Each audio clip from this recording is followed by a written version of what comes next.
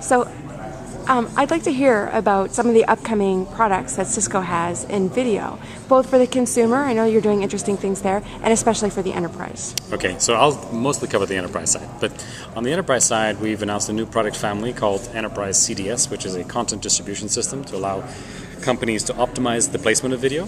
We're also announcing some extensions to Show and Share, which is our video portal. In particular, we have some really cool features that are coming, which is automatic tagging of video. So when you upload video, it automatically listens to your video and it puts all the right tags in there. And then it has a second cool feature, which we call speaker identification. So it'll automatically detect all the different people that are speaking in the video, regardless of the language they speak. So you can just click on a person you want to listen to, and the entire video gets reduced to just when they speak. I want that bad. Is this something that's shipping? Is it available now? It's going to be an evolution of an existing shipping product. So we have a Show and Share portal today, and what you'll see is we'll announce essentially an extension of that essentially provides the auto tagging and the speaker identification features. And the ECDS product I mentioned earlier is shipping today. It's on sale now.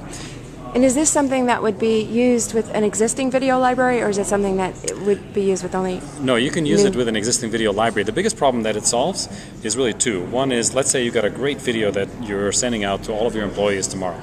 Well, you don't send the video. What you do is you put it in your data center, and when everyone presses play, you've got everybody trying to access it from their remote locations, which actually creates a huge network problem. So what you do with ECDS is that it's a bit like a video jukebox. You can stick these all in the local offices, and then at night, before the video is announced to your employees, you would put a local copy in every single local cache.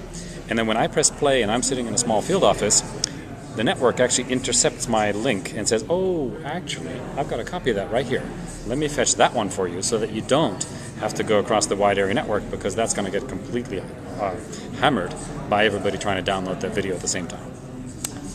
What other exciting things can we expect from Cisco? Think 2-3 years out. Where do you see that going? So I think, we saw also a big announcement around SIA. So we announced that last year, but now it's officially here for sale.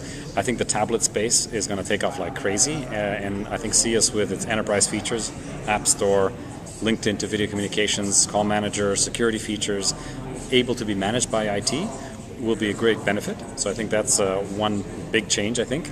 The other part that doesn't get a lot of exposure, actually, is what we're doing in virtual desktops. So if you think about the desktop of the future, we're going to use thin clients, we're going to use tablets, we're going to use smartphones, we're going to use laptops, and we're going to use dedicated video appliances like our Video EX90, EX60, for example, video endpoints. So the work of the future is that we move between devices, not that we do everything on one device. And when that happens, how do you do video, how do you do voice, how do you do communications across all those things? And we've got a great story on thin clients as well as across the range. We have announced something called Jabber, where we have a single application that'll deliver voice and video on iOS devices from Apple, Android devices, Windows, and Macintosh. And we're the only company to have an end-to-end solution that does voice, video, and data across all of those platforms.